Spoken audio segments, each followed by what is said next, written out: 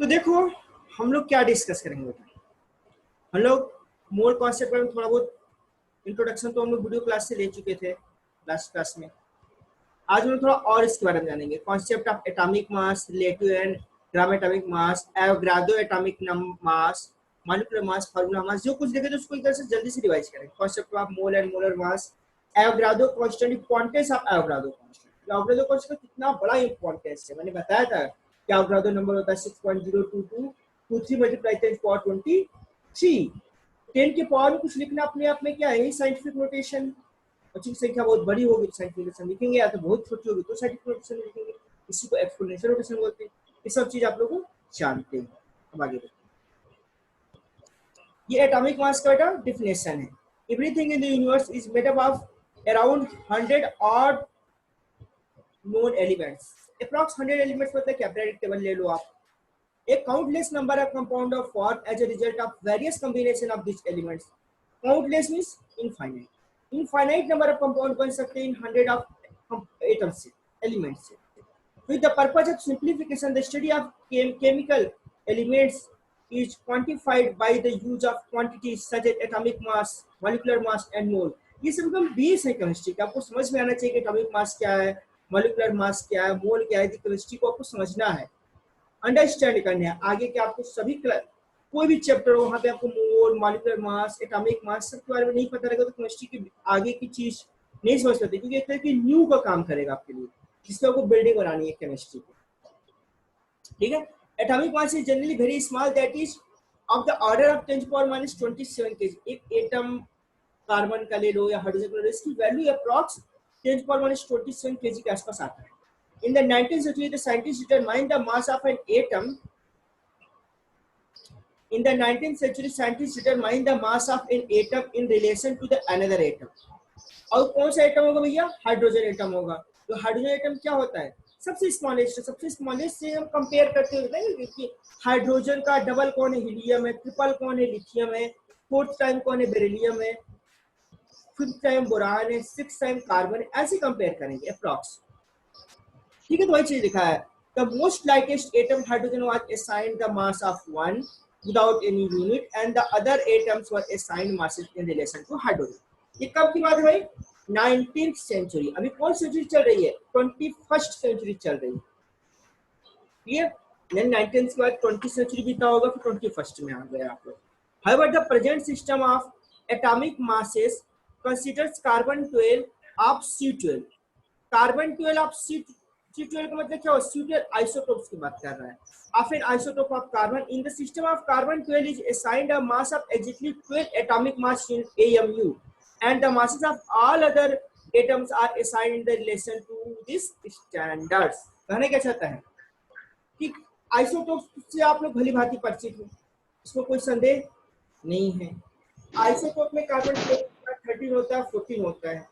तो carbon 12 isotopes की हम बात करेंगे, उसके वेट को हम कितना मान रहे हैं? 12 ग्राम लेके चल रहे हैं। कार्बन 12 के वेट को 12 ग्राम लेके चल रहे हैं। कार्बन 12 का नहीं, 12 ग्राम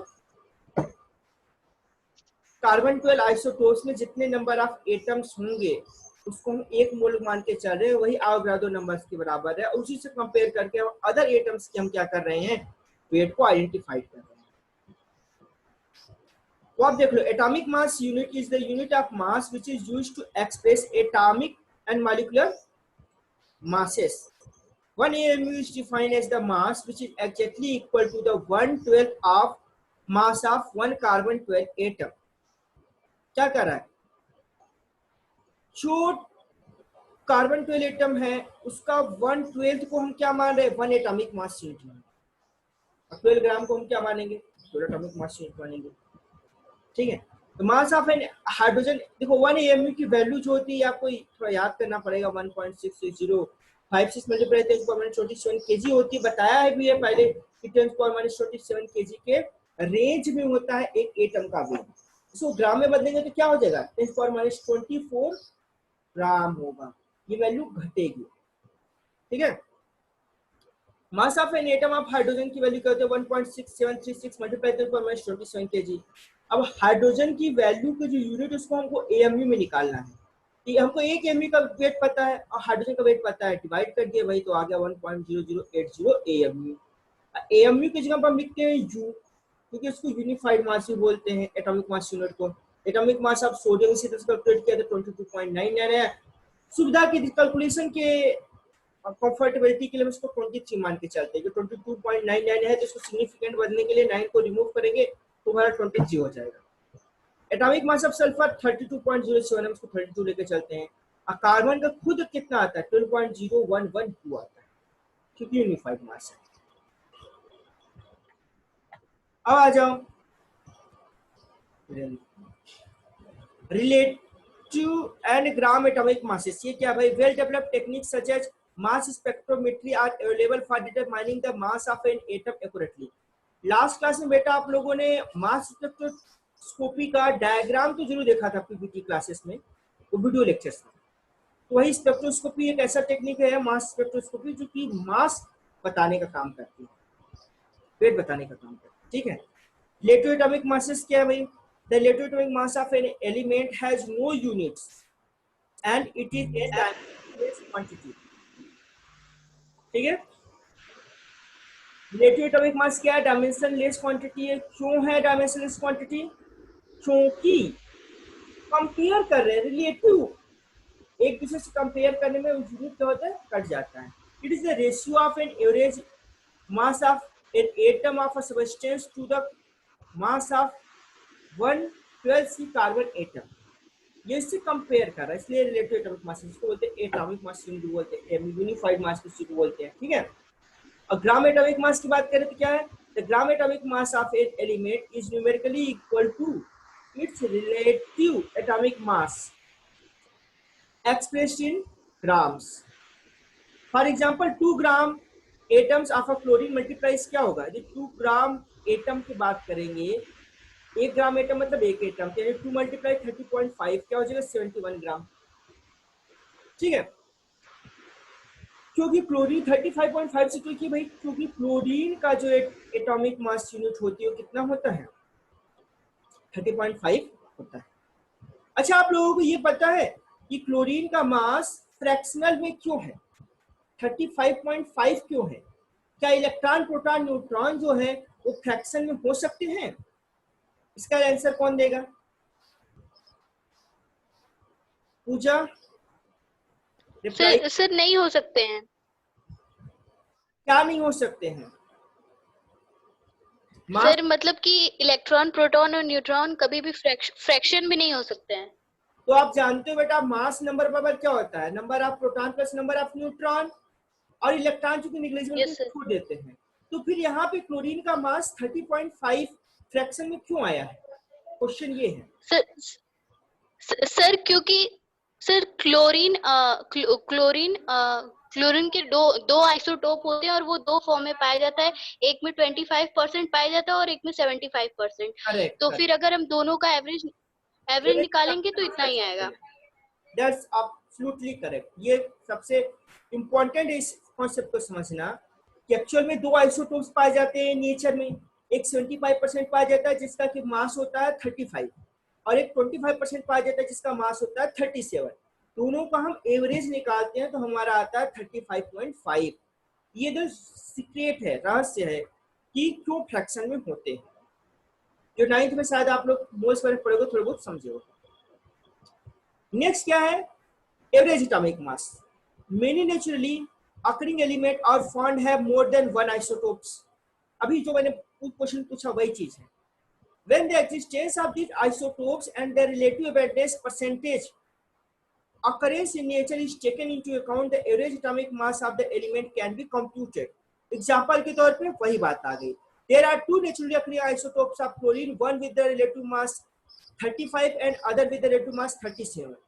The relative abundance in the ratio of 3:1. 3:1 का मतलब क्या होगा? 3:1 का मतलब सिंपल सा है कि 75% 35 वाला है और 37 जो वाला है वो 25% है।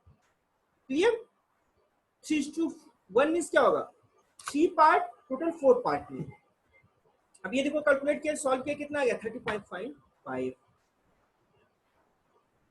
मॉलिक्यूलर मास क्या होता है? Molecular mass is the sum of the atomic mass of the element present in a molecules. Molecules में जो भी उसका मास प्रेजेंट है उसको मॉलिक्यूलर मास बोलते हैं। It is calculated by multiplying the atomic mass of each element by the number of atom of the element and finding the sum. Example के तौर पे एथेन क्या होता है? C2H6 एथेन का फार्मूला होता है। अब इसका आपको बताना क्या है? मॉलिक्यूलर मास बताने, क्योंकि एक मॉलिक्यूल से हम देखें कार्बन कितने है भैया? 2 कार्बन है। एक कार्बन का मास कितना होता है? 12.011, तो मल्टीप्लाई कर दिया। एक हाइड्रोजन का मास कितना होता है? 1.008 मल्टीप्लाई 6 हाइड्रोजन 6 कर दिया। तो ये दोनों को ऐड कर दिया, कितना गया? 30.262 यू लिख रहे हैं, यूनिफाइड मास। ये क्या हो गया आपका? मॉलिक्यूलर मास हो गया। उसी तरह से मॉलिक्यूलर मास सब मोर एग्जांपल्स ले लिया है। जैसे पहला क्या? Hydrogen peroxide. हाइड्रोजन पेरोक्साइड का आपको मॉलिक्यूलर मास बताने के लिए पहले आपको फार्मूला पता होना चाहिए। क्या होता है? H2O2 होता है हाइड्रोजन पेरोक्साइड का फार्मूला। ठीक है, हाइड्रोजन का 2 है तो 2 × 1008 U, एंड ऑक्सीजन का 2 है तो 2 × 1600 16.00 U, और ऐड करेंगे तो कितना हो जाएगा? 13.02 U। ये क्या होगा? हाइड्रोजन पेरोक्साइड का मॉलिक्यूलर मास। उसी तरह से एस्टिक एसिड ले लो, जिसको विनेगर में पाया जाता है, CH3COOH। कितने कार्बन है भाई? तो आप देख सकते हो 2 कार्बन है, यानी 2 multiply atomic mass of carbon, 4 multiply atomic mass of hydrogen, क्योंकि हाइड्रोजन 3 यहाँ पे, एक यहाँ 4 है। 2 multiply atomic mass of oxygen, देख सकते हो 2 ऑक्सीजन सेंटर में। इस पर सबका मल्टीप्लाई करके हम ये ऐड करेंगे, हमारा 60.25 पर अप्रॉक्स सिस्टम इसको बोल सकते हैं। अब ग्राम एटॉमिक मास क्या हो गया भाई? ग्राम मॉलिक्यूलर वेट और ग्राम मॉलिक्यूलर मास क्या हो गया? The mass of 1 mole of molecules of substance expressed in gram. 1 mole substance को ग्राम में एक्सप्रेस करना ही क्या है? ग्राम मॉलिक्यूलर मास है। जैसे कि हाइड्रोजन एलिमेंट है, रिलेटिव मॉलिक्यूलर मास तो 2 होता है। रिलेटिव मॉलिक्यूलर मास मतलब क्या होता है? AMU, एटॉमिक मास यूनिट, जिसको यूनिफाइड मास बोलते हैं। यही चीजें यहाँ पे। अब इसका ग्राम में बदलेंगे तो 2 ग्राम हो गया। क्लियर, सिंपल सा। इसी तरह से कार्बन 12 होता है U, जिसको AMU बोलते हो, ग्राम में 12 ग्राम हो गया। तो यानी 12 ग्राम क्या है? 1 मोल कार्बन का वेट है। इस बात को ध्यान रखना। और यही आगे चल के क्या हो जाएगा? ग्राम मॉलिक्यूलर मास आपका यही हो जाएगा मोलर मास। इसको बोलेंगे इतना ग्राम पर मोल। कार्बन डाइऑक्साइड है, कार्बन डाइऑक्साइड है तो 44 होता है। ठीक है, 44 कैसे होता है? CO2 है, C का 12 होता है, ऑक्सीजन का 6 से मल्टीप्लाई 2, यानी 32, 12 प्लस 32 कितना हो जाएगा? 44 U, और इसको ग्राम में बदलेंगे कितना हो जाएगा? 44 ग्राम। आशुतोष बेटा अपने आप को अनम्यूट कर लो। हाँ सर। अनम्यूट कर लो, अनम्यूट कर लिया। कोई क्वेश्चन पूछना है तो पूछो। नहीं सर, अभी तो हम जुड़े ही हैं सर। अच्छा चलो, ये कल का ही लगभग रिवीजन है, मोल से रिलेटेड कॉन्सेप्ट है। इसका मैं वीडियो यूट्यूब पे भी डालूंगा, लिंक भी भेज दूंगा ग्रुप में, आप लोग इसको दोबारा से देख लीजिएगा। अभी आगे बढ़ते हैं, ठीक है? अनम्यूट कर लो। फार्मूला मास क्या होता है? फार्मूला मास का मैंने कल लास्ट में कुछ थोड़ा सा बताया था, आज थोड़ा डिटेल्स में देखिए। Formula mass is the sum of the atomic masses of all atom in a formula unit of compound. जैसे मैंने बताया कि हमेशा आयनिक कंपाउंड पे अप्लाइड होता है। जैसे पोटेशियम क्लोराइड आयनिक कंपाउंड है। क्यों आयनिक कंपाउंड है? पोटेशियम प्लस आयन है, माइनस आयन है। ठीक है,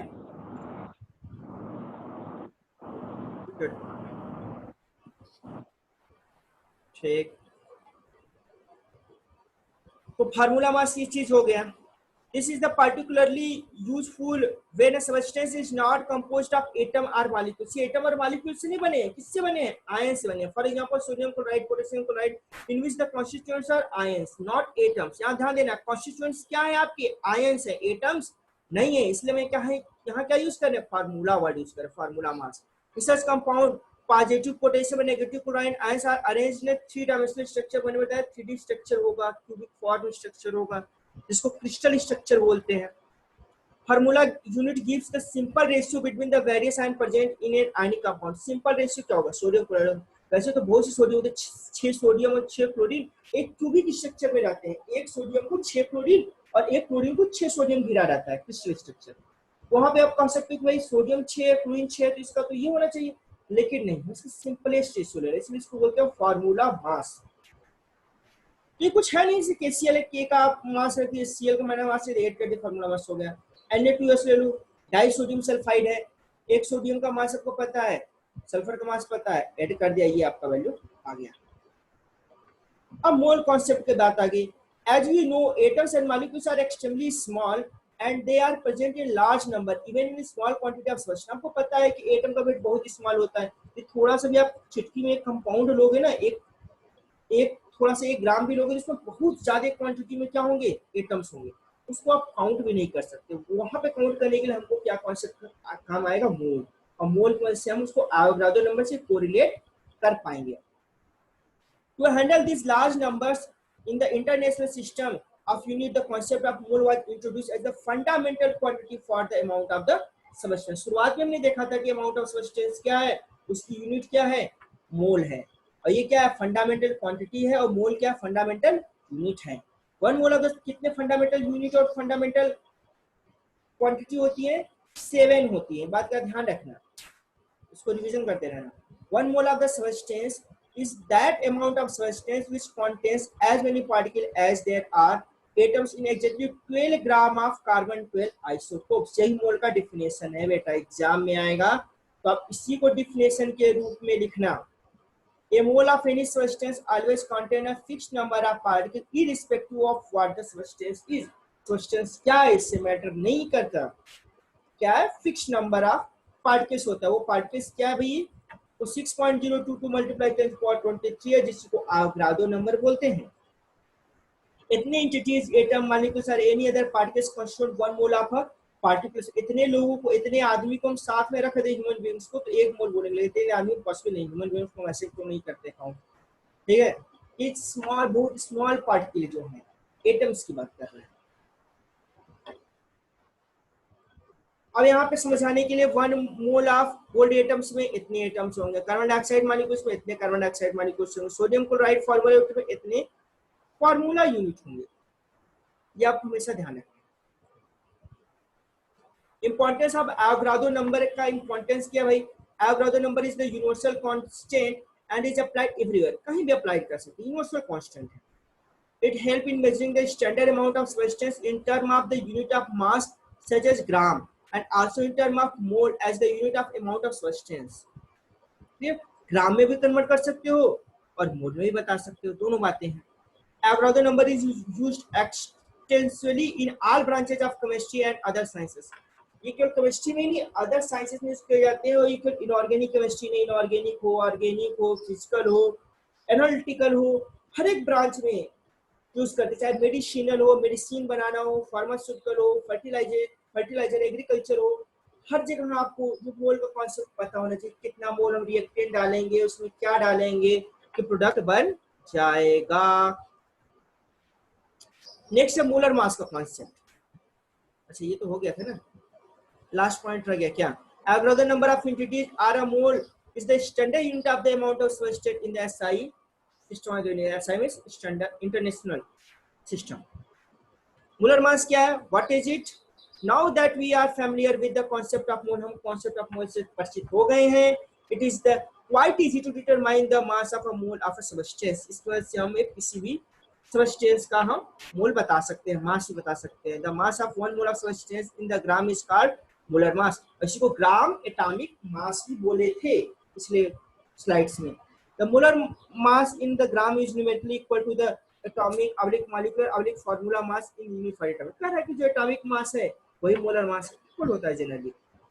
जैसे molar mass of carbon dioxide को कैलकुलेट किया 44 आ गया, और मोलर मास को कैलकुलेट किया वही हो गया। यही इसका क्या, एटॉमिक मास में, मॉलिक्यूलर एटॉमिक मास है, मॉलिक्यूलर मास है, कुछ भी बोलो सब वही है। मास मोल कन्वर्जन की बात आ गया, कन्वर्जन तो mole and gram atomic mass. Mass of 6.022 multiply 10⁻23 atoms of an element in gram is equal to its gram atomic mass और 1 ग्राम एटम। सिंपल सी बात है, इतना यदि इकट्ठा हो गया तो उसके किसके बराबर हो गया, ग्राम में वेट के बराबर हो गया, जो कि इसका ग्राम एटॉमिक मास होता है। मोल एंड ग्राम मॉलिक्यूलर मास आ जाए। एटॉमिक मास मतलब क्या, एक एटम की बात कर रहा है। मॉलिक्यूलर मास मतलब क्या, मॉलिक्यूल की बात कर रहा है। तो the mass of 1 mole of 1 mole are 6, 1 mole बोल लो या तो 6.02 multiply 10⁻23 of a molecule of a substance in gram is known as gram molecular mass of that substances. यहाँ मॉलिक्यूलर बोल दिया, एटॉमिक बोल दिया, फर्क क्या है, यहाँ एटम को ले रहे हैं या मॉलिक्यूल्स को ले रहे हैं। ग्राम फार्मूला मास लिया तो फार्मूला को ले लिया, मतलब आयनिक कंपाउंड है, सिंपल सी बात है।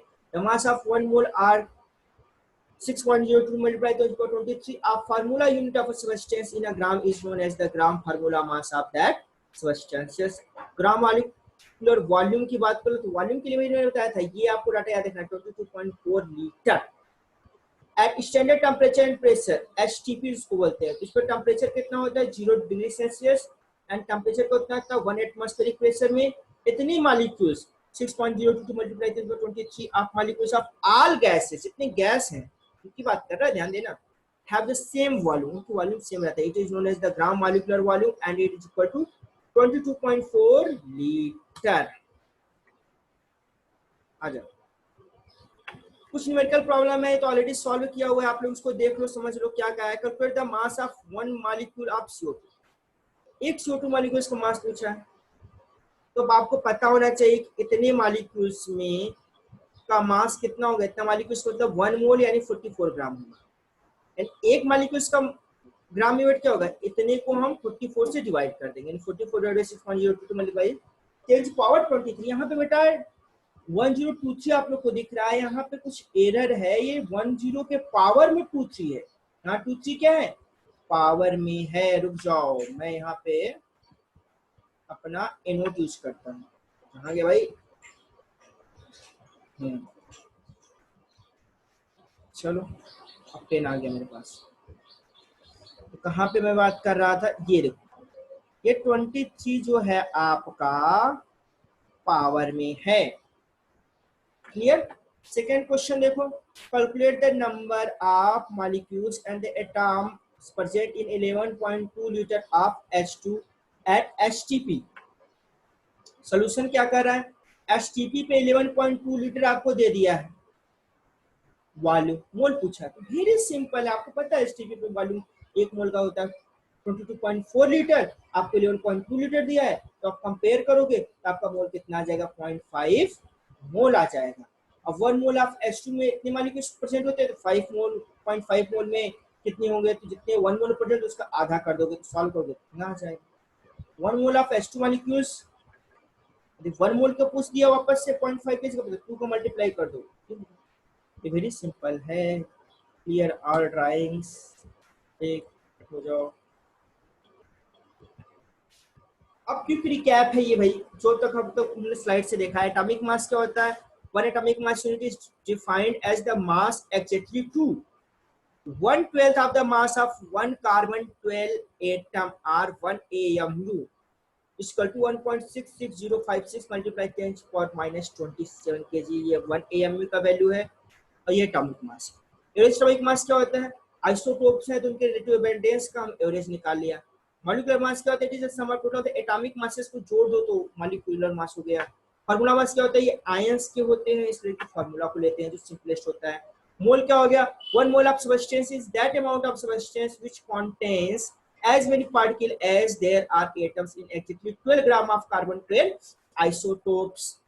मोलर मास क्या हो गया था, मास of 1 mole of a substance in ग्राम हो गया, क्या मोलर मास हो गया, इसको ग्राम एटॉमिक मास ही बोलते हैं। अवोगाड्रो नंबर की बात करें, Avogadro number is the universal constant is equal to this value. ये प्रॉब्लम है, क्वेश्चन है भाई, इसको आप लोग सॉल्व करो। मैं 2 मिनट 5 मिनट दे रहा हूँ, पर्याप्त टाइम है, आप लोग उसका आंसर बताओ। एक बार क्वेश्चन पहला मैं पढ़ देता हूँ। Nitric acid is a corrosive liquid, corrosive liquid means जो कोरोजन काज करवाए, which is used in the manufacturing of fertilizer। अच्छा कोरोसिव, सॉरी कोरोसिव कुछ और मतलब है। Nitric acid is a corrosive liquid which is used in the manufacture of fertilizer and explosive। इसको हम fertiliser बनाने में नाइट्रोजन यहाँ है, या एक्सप्लोजिव स्पोर्ट करने में ट्राई नाइट्रोटोल्यूइन होता है, TNT वहाँ पे, ये नाइट्रो ग्रुप कहाँ से आता है, वहीं से आता है, ऐड करते हैं। In any experiment 25.5 gram sample of HNO3 was poured into a beaker, एक बीकर में रखा जाता है। How many moles of HNO3 are there in this sample? आपको मोल बताना है 25.5 ग्राम HNO3 में, इसका मुझे रिप्लाई फास्ट चाहिए। और दूसरा क्वेश्चन क्या करें भाई, determine the moles of substance in the following. 3.43 gram of carbon है, इसमें कितने मोल कार्बन है, 7.05 ग्राम ऑफ Br2 है। ध्यान देना सिंगल कार्बन है, 2 ब्रोमीन है, जब तक यहाँ 2 नहीं लिखा 2 नहीं मानना। Br2 है तो इसमें आपका क्या पूछा है, कितना मोल ब्रोमीन है, और C4H10 76 ग्राम है तो कितना मोल है। इस चारों का आंसर चाहिए 1 बाई 1। आप लोग चाहे तो चैट पे भी रिप्लाई करो या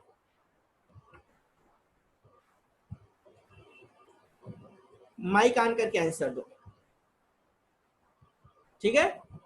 आप लोग सॉल्व कर रहे हो कि नहीं, मुझे इसका रिप्लाई करो कोई। दीपाली सर कर रहे हैं। हाँ करो करो, टाइम कम है, 2 मिनट दे रहे हैं, आप लोग इसको सॉल्व करो।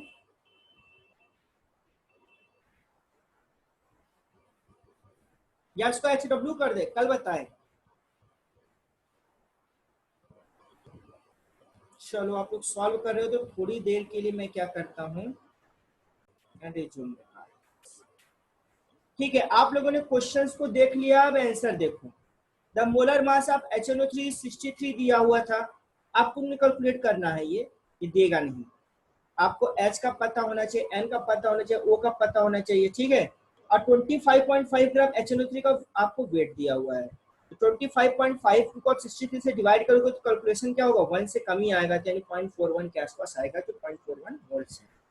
सेकेंड क्वेश्चन दिया था मोलर मास ऑफ कार्बन, आपको पता है भाई 12 ग्राम में कितना दिया, 3.43 दिया है, डिवाइड कर दिया कितना जाएगा, 0.286 मोल आ जाएगा। क्लियर, देखो ये आपका आ गया।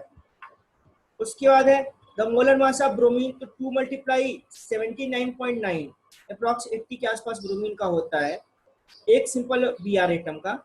इसको सॉल्व करके देगा 159.8, आपको ग्राम में कितना दिया है 7.05 डिवाइड कर दिया, आपका वैल्यू कितनी है 0.044 मोल्स पर ब्रोमीन। कैलकुलेशन की आप लोग प्रैक्टिस करो, ये सब आप लोग को सॉल्व करना चाहिए। एनसीईआरटी में इसके क्वेश्चंस दिए होंगे, उस बुक से भी आपको सॉल्व करना है, ठीक है।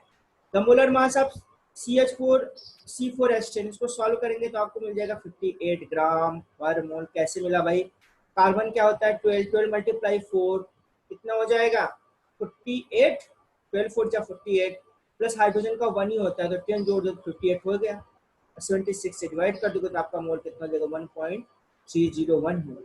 इतना सबको क्लियर है कि नहीं, क्लियर। चलो अब आते हैं हम लोग क्विज में। What is the number of molecules present in 1000 gram of oxygen, इसको तो कैलकुलेशन करना पड़ेगा। 1000 ग्राम ऑफ ऑक्सीजन है तो क्या करोगे, 1000 ग्राम को आप 16 से डिवाइड करोगे। अच्छा 1000 ग्राम ऑफ ऑक्सीजन गैस की बात कर रहा है, यानी O2 यानी 32 से डिवाइड करोगे 1000 से, वो आपका मोल हो जाएगा। उस मोल में जो वैल्यू आएगी आप किससे मल्टीप्लाई करोगे, एवोगाड्रो नंबर से करोगे, ठीक है। तो 1000 डिवाइडेड बाय 32 मल्टीप्लाई 6.023 मल्टीप्लाई 10⁻23, तो 1000 मल्टीप्लाई 32 यानी 10⁻25 के आसपास वैल्यू आनी चाहिए।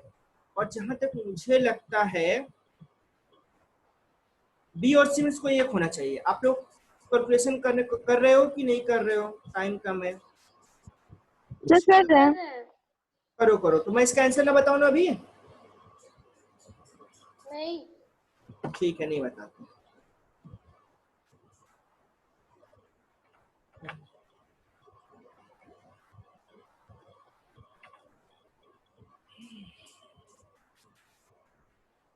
हमारे पास लास्ट 5 मिनट बचे हैं बेटा, और 5 क्वेश्चन हम लोगों को देखने हैं। ये कैलकुलेशन वाला क्वेश्चन है, तो टाइम टेकिंग है, थोड़ा फास्ट कैलकुलेटर से करके बता दो कोई।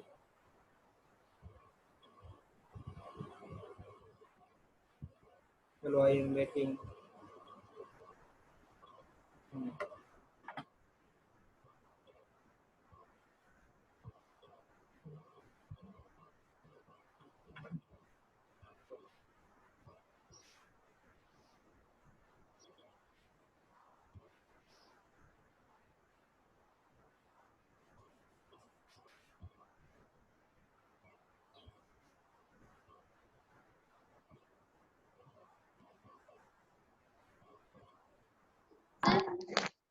सी वाला sir 188.21 into 10 to the power 23 particles। बेटा 23 नहीं होगा, ध्यान दो 26 होना चाहिए। 23 तो पावर में ऑप्शन ही नहीं है ना, 1000 डिवाइडेड बाय 32 sir. क्या था, 23 तो ऑप्शन में ही नहीं है। देखो मैं इसको सबमिट कर रहा हूँ, ये तो सर 26 वाला ही होगा। 26 या 25 देखते हैं, एरर बता रहा है तो 25 होगा, 25 बता रहा है ये, सॉरी 25 ही होगा क्योंकि 188 आया है, 188 मल्टीप्लाई टेंस पावर 23 है, तो 188 मल्टीप्लाई टेंस पावर 23 को कन्वर्ट करोगे तो 1.88 मल्टीप्लाई टेंस पावर 25 हो जाएगा सी। इतना सबको समझ में आ गया है ना? चलो कैलकुलेशन करो कि यही आएगा। What is the SI unit of molar mass, बताओ इसका आंसर फटाक से।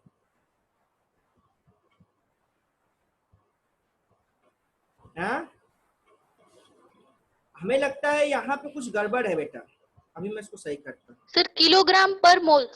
नहीं बेटा, ग्राम पर मोल्स ये होगा,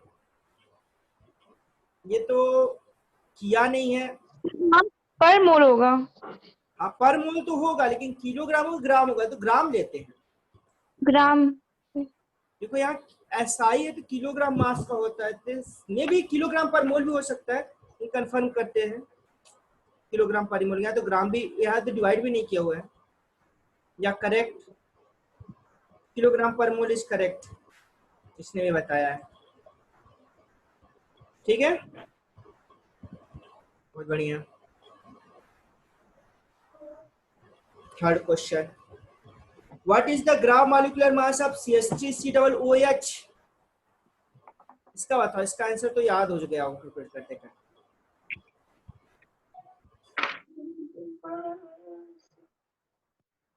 भाई कितने कार्बन है, 2 कार्बन है, कितने ऑक्सीजन है, 2 ऑक्सीजन है, कितने हाइड्रोजन है, 4 हाइड्रोजन है, तो 2 कार्बन मतलब 12 मल्टीप्लाई 2 24, और 2 ऑक्सीजन मतलब 60। 60। I hope that's correct, absolutely correct. What is CH4 known as, CH4 क्या जाना जाता है, क्या ये होमोएटॉमिक मॉलिक्यूल्स है, मॉलिक्यूल्स है, ये हेटेरोएटॉमिक मॉलिक्यूल्स है, ये डाई एटम है। देखो बताओ इसका आंसर सोच के फटाक से, क्या है ये। देखो बेटा इसमें 5 मॉलिक्यूल्स हैं, 1 कार्बन 4 हाइड्रोजन, तो डाई एटम्स तो होगा नहीं, तो ऑप्शन डी तो कट हो गया। और होमोएटॉमिक मॉलिक्यूल्स नहीं होंगे कि 2 तरह के मॉलिक्यूल्स हैं, एक कार्बन है, हाइड्रोजन, तो ये भी कट हो गया। अब क्वेश्चन है कि इसको मॉलिक्यूल्स बोलोगे कि हेटेरोएटॉमिक मॉलिक्यूल्स बोलोगे। सर हेटेरोएटॉमिक मॉलिक्यूल, या मॉलिक्यूल्स बोल सकते हो, तो हमें लगता है हेटेरोएटॉमिक मॉलिक्यूल्स बोलना ज्यादा सही, बेटर है, ज्यादा बेस्ट प्रोनाउंसिएशन है। देखते हैं, दैट्स करेक्ट। तो मॉलिक्यूल्स तो इसको बोल सकते। That's the last question, what is the sum of the atomic masses of all the atoms present in a formula unit of the compounds called, क्या करा, what is the sum of the atomic masses of all the atoms present in a formula unit, formula unit में जो atoms present हैं उनका जो masses का हम sum करेंगे उसको क्या बोलेंगे, इक्वेशन मास बोलेंगे, कैलकुलेशन मास बोलेंगे, मोलर मास बोलेंगे, फॉर्मूला मास बोलेंगे। बहुत आसान है, first reply formula mass. Formula mass होगा क्योंकि फार्मूला यूनिट है ना बेटा, जैसे आयनिक कंपाउंड में हमेशा फार्मूला मास वर्ड यूज करते हैं, मोलर मास वर्ड यूज नहीं करते। ये देखो करेक्ट। ठीक है, लेस देन 1 मिनट से आपके पास बचा है, किसी को कुछ अलग हटके क्वेश्चन पूछना है तो पूछ सकता है। ये आज के लिए क्लास हो गई, ठीक है।